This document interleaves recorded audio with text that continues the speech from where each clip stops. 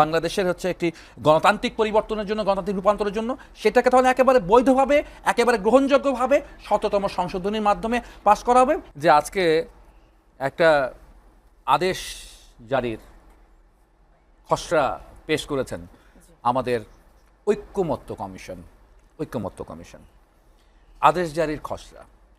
আমি যখন এটা টেলিভিশনে দেখছিলাম এবং পরবর্তীতে দু একটা পত্রিকায় পড়ে বিষয়টাকে ঝালিয়ে নেওয়ার চেষ্টা করছিলাম, তখন আমার কাছে মনে হলো এটা আদেশ জারির খসড়া বলবো নাকি হুকুমনামার খসড়া। একটা হুকুম আগামী পার্লামেন্টের কাছে দিয়ে দেওয়া আর কি, হ্যাঁ, যে 270 দিনের মধ্যে তোমার এটা করতে হবে।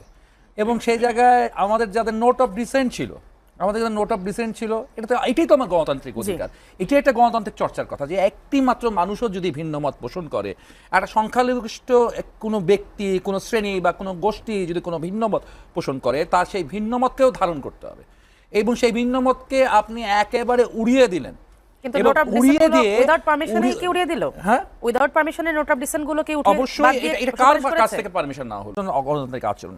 এবং এই গণতান্ত্রিক আচরণ এমন এক জায়গায় আমাকে নিয়ে যাবে, এমন একটা স্ট্রাকচারের মধ্যে আমাকে বাঁধতে যাবে, আমি এটার ব্যাপারে আর কোনো কথা বলতে পারবো না, এমনকি এটা নিয়ে কোর্টেও যেয়ে কথা বলতে পারবো না। এখন যেই বিষয়টা নিয়ে খুব চাপাচাপি করছে জামাত ইসলাম, যে এটা একটা আইনগত ভিত্তি দিতে হবে, খুব ভালো কথা, আপনারা অনেক আইন বুঝেন, ঠিক আছে। আইন বুঝতে বুঝতে আপনারা এখন আইনগত ভিত্তি যেটা দিচ্ছেন সেটার আইনি ভিত্তি কি আছে আমি প্রশ্ন করতে চাই। এইটার আইনি ভিত্তি কোথায় পাইলেন আপনি আর কি? আপনি যদি বলতে চান যে পার্লামেন্টের এখতিয়ার নাই বেসিক স্ট্রাকচার ভাঙার, যে পার্লামেন্ট পিপুলসের ভোটে নির্বাচিত হবে তার এখতিয়ার নাই বেসিক স্ট্রাকচার ভাঙার, কিন্তু আমাদের এখতিয়ার আছে, এই ঐকমত্য কমিশনের এখতিয়ার আছে, বা এই উপদেষ্টা পরিষদের এখতিয়ার আছে। এই বিষয়গুলো কিন্তু বোঝার ব্যাপার আছে। আর এই ওয়ার্ডার আসলে কে জারি করবার ক্ষমতা রাখে আইন অনুযায়ী? চিফ অ্যাডভাইজার আর প্রাইম মিনিস্টার? না, রাষ্ট্রপতির অধ্যাদেশ জারি করতে হবে।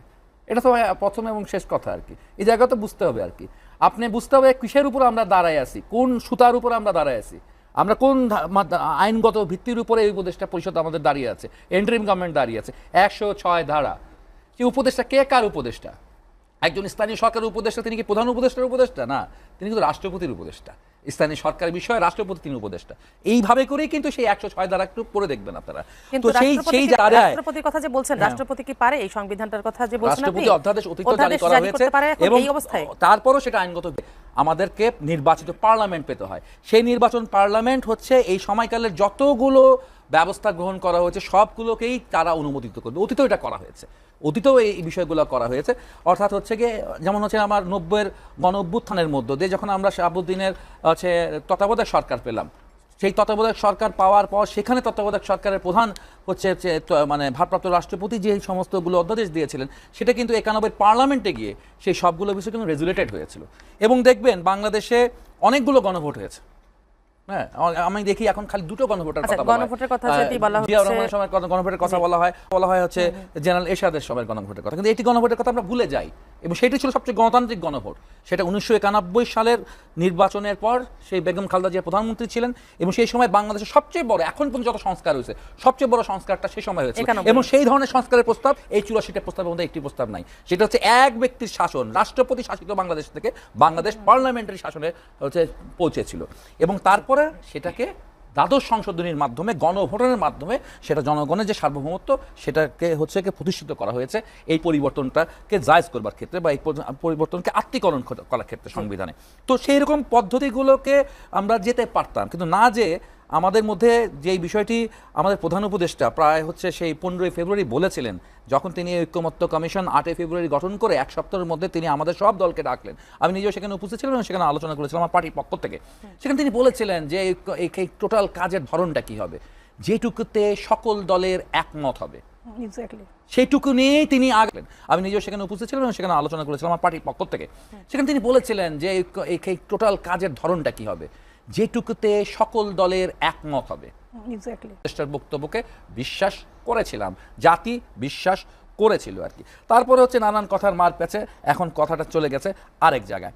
এবং আমরা যেটা মনে করি, খুব তীব্রভাবে যেটা মনে করি সেটা হচ্ছে যে হলো আপনি নভেম্বরে গণভোটে আয়োজন যদি করেন তাহলে একটা খুব মানে একটা হাস্যকর কথা বলবো না, এটা একটা গণবিরোধী ব্যাপার হবে। এটা গণবিরোধী হবে। একবার আপনি নভেম্বরে জনগণের ট্যাক্সের টাকা নির্বাচন করবেন, আবার আপনার জনগণের ট্যাক্সের টাকায় ফেব্রুয়ারিতে ম্যানিপুলেশন করে নেই, সেখানে মাত্র 35% মানুষ ভোট দিতে গেছিলেন, 35% মানুষ ভোট দিতে গেছিলেন। তখন কিন্তু কোনো এত বড় হচ্ছে গিয়ে আপনার পক্ষ বিপক্ষ ইত্যাদি ষড়যন্ত্র এত কিছু ছিল না, সামাজিক মাধ্যমও ছিল না, মানুষকে রাজনৈতিকভাবে উস্কে দেওয়ার অত সুযোগ ছিল না।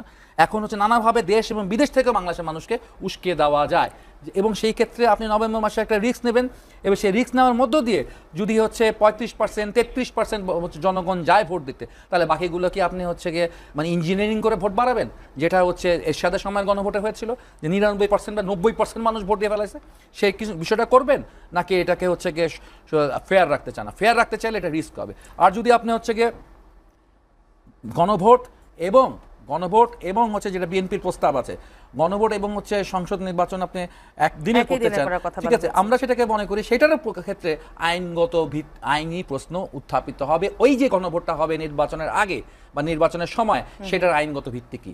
সেটার আইনগত ভিত্তি পাইতে হলে ওই পার্লামেন্টারিয়ানদেরকেই হচ্ছে গিয়ে সিদ্ধান্ত নিয়ে করতে হবে। তো দরকার কি সেটা আগে করে খামাখা প্রশ্নবিদ্ধ হওয়ার? একটা গ্রহণযোগ্য নির্বাচন হোক, একটা গ্রহণযোগ্য পার্লামেন্ট হোক, একটা জনগণের ভোটে নির্বাচিত পার্লামেন্ট হোক, এবং